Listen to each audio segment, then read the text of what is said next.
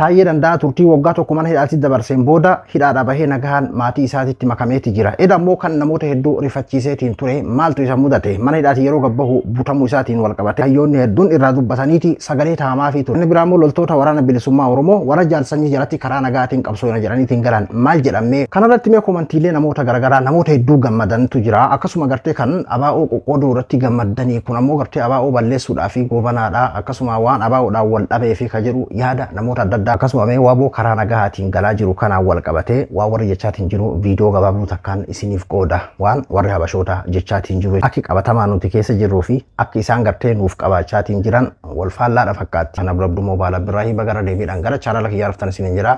Taayee danda'a reedoo deetaa ministeera nagahaa mootummaa keessa taa'eetiin mootummaa falmuudhaan mootummaa keessa taa'ee mootummaa balaaleffatuun haga gartee muummicha ministeeraatiin nama dhiiga ummataatiin taphatu aramane jechuudhaan dubbachuudhaan nama jalqabaatiin fakkaata keessattuu bilisiginnaa keessatti eega garuu haga nuti uf barre yeroo gaddaa wayyaanee kana keessatti nama jalqabaati jedheetii yaada. Nagaa buusaa dhiiga namaatitti hin qoosinaa jechuudhaan boodarratti yeroo gartee muummicha ministeeraa irratti jecha hadhaawaa san darbatutti angurraa buufamee akkasumatti hidhaa seena. Hidhaa waggaa tokkootiin boodarra nagahaan ijoollee isaatti dabalameeti jira. Taayee danda'a kaleessa mirga wabiitiin yeroo mana hidhaatii turtii waggaa tokko booda gadi dhiifamu hulaa duraan namoonni gartee maaskii haguuggataniin butameetiin akka fuudhame poolisii federaalaatiin fuudhame jechuudha. Miidiyaaleen hedduun haadha manaa isaa waabeeffachuudhaan gabaasaatti turan akkasuma gartee hayyoota keessaa Johaar Muhammad keessattuu gartee kan ajaa'ibsiisoo guddoo ta'e eegenni bahee booda wanti inni dubbatee fi keessattuu kan Taayeedhaaf sagalee ta'e jechuudha. Johaar Muhammad yeroo mana hidhaa duraa inni butameetiin bakkee geeffame wallaalame jedhame san afaan Ingiliziin akkas jechuudhaan barreesse.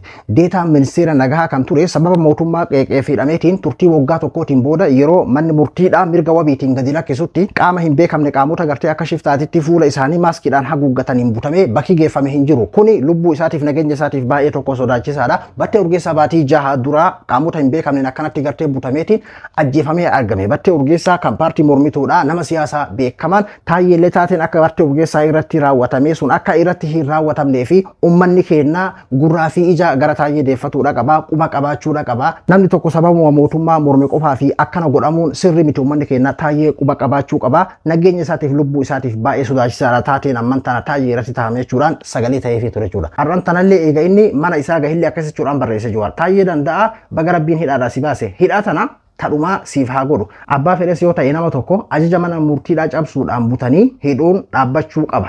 Gochaan shiftummaadhaa golgaa mootummaadhaa dahatanii raawwatamu kana dhaabsisuudhaa fi lammiileen hunduu ufiif jecha irratti qabsaa'uu qaba jechuudhaan dhaamsa dabarse jechuudha Johaar Muhammad. Namoota hedduu biratti kan dinqisiifannaa argate kan Johaar kana. Kennaaf Taayyee kanaaf manni hidhaa amma kun kan jalqabaatii miti gaafa wayyaana keessa yeroo sadimoo akkasiidha kan inni hidhame. Gaafa sanis namni hanga Johaar sagalee ta'eef hin jiru jechuudha. Amman tan ammoo eega gartee Johaar biyyatti galee ammoo carraan hidhamuudha Johaariin mudatte namni hanga Taayyee akka dhuunfaatitti illee jechuudha. Qondaalotuma gartee bilisiginnaa warra mootummaa keessaa namni akka dhuunfaatitti akka waan gadoo dhuunfaarraa qabuutitti Johaar wanti inni hin jedhin hin jiru. Qeeqa karaa siyaasaatii miti beekaa maqaballeessiilee adda addaa jechuun wantummaan walumaa galatti wanti Taayyeen hin jedhin hin jiru jechuudha. Akka dhuunfaatitti illee tokko wantummaan gartee fakkeenyaaf amma Taayyeen uummanni itti madaa'ee fi yuusan jechuudha. Har'an tanas Johaar hidhaadhaa bahee osoo hin turin Taayyeen hidhaa seene akka inni hidhaa seeneen namni jalqaba sagalee ta'eef isaadha. Akkasuma immoo isaafi Baqqalaa Garbaati. Baqqalaa Garbaallee uummanni irratti gadi bahee jechuudha. Warra inni gaafa duraa irratti duulaa ture san haga fakkaata yeroo guyyaa 40 isaan nyaata lagatan san cukkoo nyaataa jiran haga jedhuun takka gahee mire isaan jalqaba akka inni hidhaa seeneen kan sagalee ta'ee fi akkasuma gartee lafarratti illee waa hedduun gargaaranii jiran jenneetuma abdannaka maatii birallee akkasumatti gartee waa hedduu gorsuudhaan isaa taatuma barbaadeen bira dhaabbachaa turan jenneeti yaannaka. Akkasumatti eda yeroo gartee inni mana hidhaa duraa akkasitti butamullee jalqaba namni gartee waan kana facaasee akka addunyaalleen quba qabaattuu fi taateen battee urgeessaa irratti raawwatamu akka irratti raawwatamu namni kun nama siyaasaa waan isaan qeeqee fidhamee eega hidhaadhaa manni murtii bilisaan gabbaase illee ammallee butamuu sirrii miti jechuudha namni jalqaba dubbate isa jechuudha. Kanaaf nama biratti hedduu takka dinqisiifannaa guddaa argate ka Johaar kun isin jechuu barbaade. Taayyeedhaan baga rabbiin si baasennaan kaakuma walii galaatitti maatii isaatiin baga gammaddan jennaanii dinqisiifattoonni isaatis inni ammoo uummata Oromoo bal'aadhaa fi dhugattuu boodarratti kan inni sagalee tahee uummanni Oromoo hundinuyyuu baga gammaddan Taayyeen har'an tana nagaa hamman isaa gaheetti jira. Komantiilee gartee Johaariif barraa'ee keessa namoonni hedduun ni dinqisiifatan ati dhugumatti nama addaati nama dhugaati jira. Inni kan gartee siyaasamatu akkana jira. Inni kaan ammoo Taayyeen amman tanas waan inni ittiin hidhame san beekna malee waan ittiin bahe hin beeknu ammas boru si eegaluu danda'a waa'ee taayee tanarraa suuta jedhi ka jedhu jira namni akka dhuunfaatitti ilaalee yookiin akka gartee biyya keenyatti siyaasaan hammayyaa sun waan hin baraminiif malee kun waanuma taa'amuu qabudha jedheeti yaada. Hundaafiyyuu taayeen mana hidhaatiirra nagaan baheeti jira waan itti aanu ammoo walumaan ilaalla. Inni biraa waa'ee wabooti. Waboon hoogganaa jiddugaleessaa duraanii waboodhaa kan ture jaalsanyiin eega mootummaa waliin mootummaa naannoo Oromiyaa waliin eega karaa nagaatiin qabsoona jechuudhaan walii mallatteessanii booda loltoonni waraana bilisummaa Oromoo jiddugaleessa jaalsanyii jala kan turan bal'inaan kan isaan galaatiin jiran jechuudha. Simannaa adda addaati kan agarsiifamaati jiru karaa miidiyaa mootummaatiin akkasuma yaada namoota namni gariin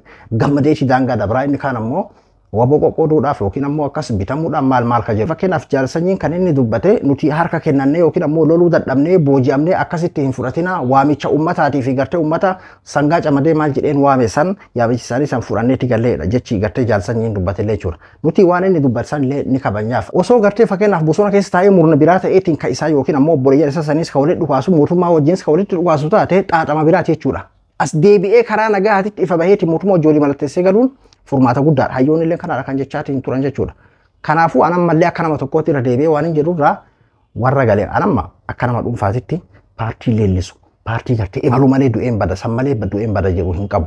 Garuu ammoo biyyi teenya sun yoom dimokiraatawaa akka gara siyaasa hammayyaa kan addunyaa irratti argaa jirru sababa siyaasaatiin namni wal hidhuun sababa siyaasaatiin wal ajjeesuun wal farrajuun namni haga gartee gadi baheetiin galuu dadhabe takka mallaqaan wal gurguruun haga sadarkaa bar humnaan aboo gadaa kana keessatti bar biheraawiin deebitee nama humnaan qabaniiti yoo hagana miliyoona kafallee 500,000 kafallee lola oofna haga jedhamu takka sadarkaa kana jirti bar biyyi keenya. Gadaa jaarraa kana keessatti waan gaafa dargii taamisan jechuudha. Waan gaafa ilisilas taamisan fa'aa argaati jirra bar. Haga namni kabaja dhabee haala akkana kana ta'e hundi kun hundi faallaa waan gartee dimokiraasiin hin jirreef dhaaf hin bire. Kun hundi faallaa dimokiraasiiti jechuudha. Qeerroolleen kan inni gartee qabsaa tureef kaleessa kanarraa bilisoomuuf jechuudha. Dhiirarraa bilisoomuuf jechuudha. Osoo kunummaan biyya keenya keessatti furmaata argatee akka nama tokkootti an kana gammachiisu akka nama Oromoo tokkootti jechuudha. Garuu ammoo paartii magartee maqaa Oromootiin qabsaa'u kamiifiyyuu kabajaan qabaan. Yoon an deeggaruu baadhee nama deeggarutu jira. An ilaalcha kiyya kan isin jechaatiin jiru jechuudha. Kanaafuu an nama gartee bosona jirullee du'een bada akkamitti maal achi godha maal bosonaa godha hin jedhuun yoon an deeggaruu baadhee Oromoo deeggarutu jira kabajaan qabaaf. Ani yoo gartee sirrii miti jettee amanuu baadhee jechuudha. Akkasuma gartee ka bosonni naaf gahe jedheetiin gahellee waan barbaadeef iyyuu haa galu inni kabajaan qabaaf jechuudha. Ani yoo ofiitti gammaduu baadhee nama itti gammadutu jira.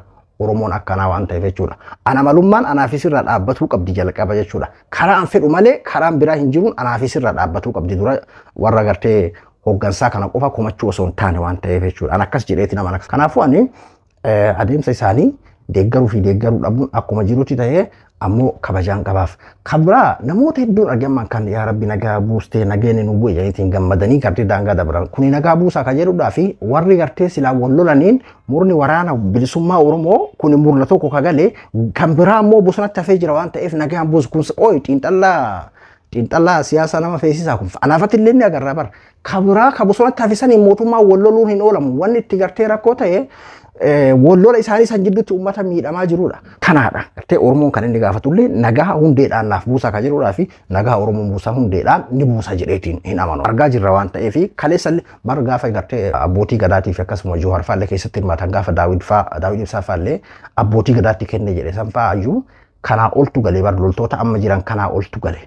Nageenyi bu'ee jira. Gaafsa waboon hagana humna qabu. Hatta warri mootummaa kana caala deeggaramaa ture jechuudha yeroo san. Waboon garuu san caala babal'atee numaachi booda godinoota garaagaraa keessa kan inni faca'e jechuudha. Ammas warri wal lolaniin kun bosonatti hafee waan jiruufi wal loluun isaanii hin oolamu waan ta'eef kanaaf warri gammadanii daangaa dabartanis nageenyi waaraan sun hin dhufu. Dhugaadha naannoo gartee amman tana keessaa galame kana keessatti waraanni biraa hafimoo hin hafne kan jedhuudhaa fi anaatillee wanti irraa beeknu hin jiru. Kabiraa immoo yaada warra gartee faannoo deeggaranii kan kennataa jiranidha. ኦነግ ሸኔ ቡድን በእነ አዳነች አቤቤ ፍቃድ በአዲስ አበባ ሊሰፍር መሆኑ ተገለጸ። ከሰሞኑ አቶ ሽመልስ አብዲሳ ታረኳቸው ያሏቸው የኦነግ ሸኔ ታጣቂዎች በአዲስ አበባ ጉብኝት ላይ መሆናቸው ተገልጿል። እነ ሽመልስ አብዲሳ ዓላማቸውን ካሳኩላቸው የኦነግ ሸኔ ታጣቂዎች ጋር ከሰሞኑን አደረግን ያሉት ስምምነት እያነጋገረ ቆይቷል። ሁለቱ ሸኔዎች እርስ በርሳቸው ያደረጉት ስምምነት አማራውን ከማሳደድና ከመጨፍጨፍ መልስ የተደረገ መሆኑም ይታወቃል። ታዲያ እነዚህ ስምምነት ፈጸሙ የተባሉ ገዳይ ዘራፊ አጋችና ጨፍጫፊ ቡድኖች በእነ ሽመልስ አብዲሳና በእነ አዳነች አቤቤ ታይቶ የማይታወቅ እንክብካቤ እየተደረገለት ነው። በዚህም ይህ ቡድን በዛሬው ዕለት ከኮሪደር ልማት እስከ ማዘጋጃ ከአድዋ ሙዚየም እስከ ፒያሳ ጎዳናዎች ጉብኝት እያደረገ እንደሆነ ታውቋል። አዳነች አቤቤም በቢሮአቸው ከነዚህ የቡድን አመራሮች ጋር ባደረጉት ንግግር ቃል መግባታቸው ተነግሯል። የገቡትም ቃል ለታጣቂዎቹ የኮንዶሚኒየም ቤት፣ የቤት መስሪያ ቦታና ከፍተኛ መጠን ያለው የስራ ገንዘብ እንደሚሰጡ ነው። ይህን ተከትሎም በመዲናዋ አዲስ አበባ በርካታ ቁጥር ያለው ዘራፊና ገዳይ የኦነግ ሸኔ ቡድን በአዳነች ፍላጎት ሊሰፍር መሆኑ ታውቋል። fedhii fi hawwii Shimallis Abdiisaatii fi Adaanach Abeebeetiin Oonag Shaneeni warri gartee dhiyeenya kana waliin araaramne jedhaatiin jiran kuniin Finfinnee qubsiifamuudhaaf deemanii Oonag Shanee lameen kan walii araaramne jechuun walii gallee waltii galtee nagahaa mallatteessinanii eega gartee Shimallis faadhaan agarsiifamu Oonag Shanee lameen jedhanii beek jechuun nama afaan Oromoo dubbatu kamuu isaan ijuma tokkoon ulaalu nuti faallaa sanii taanullee jechuun warri uummata caalallee gartee warri amma siyaasa keessattuu gartee amma warri biyya bulchaatiin jiru faallaa sanii yoo ta'eyyuu Oonag Shanee lameen jalqaba kan irratti walii galan eega Amaara buqqisuuf Amaara balleessuuf maal jechuun isin jette beeka balleessuuf sanirratti eega hojjetanii booda amma immoo walii galtee mallatteessine ka jedhamu kanarratti akka Finfinnee qubsiifamuu deemanii fi qabeenya gurguddaan akka ittiin dalagatan qophaa'ee fi kondominiyeemiin adda addaa kan Finfinnee ittiin qubsiifamanii akka qophaa'eetiin jiru zarii Oonag warra cafcaafii fi gartee warra nama duguu waan isin jette beeka. Kanarraa kan ka'e maal godha jechuun irra deemina ofii farrasuutti jirra beekaa. Jechuun warri Oonag Shanee lameen ajaa'ibaami. Fakkeenyumaa fi waan kana keessaa isin dhageeffachiise. Nageenyi gartee guutuu Oromiyaa keessatti akka bu'utti waboo guutuu waliin nageenyi hin bu'amne. Osoo waboo guutuu waliin nageenyi bu'ame maaltu jedhama akka jirudha. Zaraa fi cafcaafii waboo akkas ture Amaara akkas godhe maalii akkas godhe san amma nuti karaa keenyaan amma akka nama dhuunfaatitti faannummaan sun osoo mootummaan jara waliinis nagaha buusee filadha kanuma gartee ummata keenya gartee morma qalee haala akkasiisan godhe san jechuudha. Yoo kaleessa zaraa fi cafcaafii akkas ta'e kana godhe yoo jedhameetumaan itti fufame kama biraatu achi boodaan dabalamaami. Jechuun Oromiyaa keessa nagaa bu'e waba waliin nagaa buuse jedheetiin fudhaan murna takkattiidhaaf mootummaan meebi ajandaa siyaasaatiif waan tokko tokko jechuu danda'a. Warra galeef kabaja qabaatuun kiyya akkuma jiru ta'e anama kanama tokkotti nagaa buusa jedheetiin hin yaadu. Boruma gartee boruu agarra bar torbaan booda baatii takka booda wal waraansi itti fufa uummanni jidduutti miidhamuun itti fufa. Haga xiqqoo takka naannoo san keessatti nagaa yeroodhaaf buusuu danda'a hin beeknu san irraa walumaan itti dhufnee ilaalla. Garuu amma Oromiyaa akkaataa nuti keessa jirru hin beekanii warri jechuun warri aangoo irra jiru fakkeenyaaf amma warri biltsiginnaa aangoo isaanii malee waan biraa hedduu waan isaan irratti xiyyeeffatan natti hin fakkaatu. Garuu numaa kan akkaataa ittiin ulaalamne ilaalama. Nuti ammoo akkuma jirru jirra jechuudha. Oromiyaan ammayyuu akkuma kaleessaa jirti. Osoo wanni hunditti gartee uummata kanaaf uummata fidu osoo dhufee maaltu jedhama. Nuti ammayyuu isaaniif isaan waliin akka nagaha buusanidha hawwina warri akkanatti bu'aatiin jira jechuudha.